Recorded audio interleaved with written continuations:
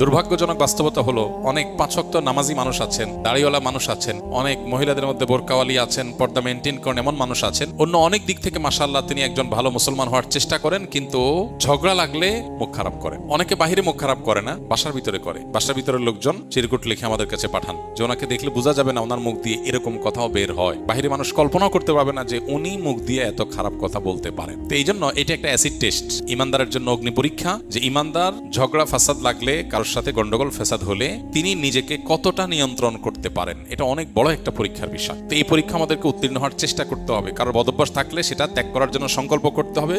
ঝগড়া করলে কখনো মুখ খারাপ করা যাবে না। নবী করিম সাল্লাল্লাহু আলাইহি ওয়াসাল্লাম বলেছেন, সিবাবুল মুমিনি ফুসুক, ইমানদারকে গালি দেওয়া এটা গুনাহের কাজ। ইমানদার কখনো গালিবাজ হতে পারে না। নবীজি সাল্লাল্লাহু আলাইহি ওয়াসাল্লাম আরো বলেছেন, লাইসাল মুমিনু বিল্লাহানি ওয়ালা বিত্তাআন ওয়ালাল ফাহিশ ওয়ালাল বাদি, ইমানদার কখনো কথায় কথায় অভিশাপ দিবে, আল্লাহর গজব ঠাড়া বদদোয়া দিবে, এরকম চরিত্রের হতে পারে না।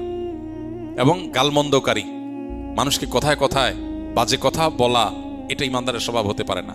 অশ্লীল কথা বলা, নিচু কথা বলা, ছোট লোকের মতো উক্তি করা, এটা ইমানদারের সাজে না। এবং নবী সাল্লাল্লাহু আলাইহি ওয়াসাল্লাম এরকম এই যে দুশ্চরিত্রের কথা বলা হয়েছে, এগুলো থেকে অনেক ঊর্ধ্বে তিনি ছিলেন। তার মুখ থেকে কখনো এরকম কোনো কিছু কেউ শুনতে পায়নি। অতএব কারোর যদি বদভ্যাস থাকে, তিনি আত্মসংযমী হতে হবে, আত্মশাসন করতে হবে, নিজেকে শাসন করে এই বদভ্যাসটা ছাড়তে হবে। আল্লাহ আমাদের সবাইকে সেটা তৌফিক দান করুন।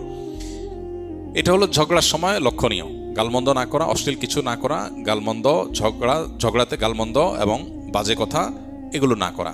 পাশাপাশি স্বামী স্ত্রীর ঝগড়ার সময় আরেকটা বিশেষ বিষয় স্পেশালি লক্ষণীয়, সেটা হলো কথায় কথায় সংসার ছেড়ে দেওয়া।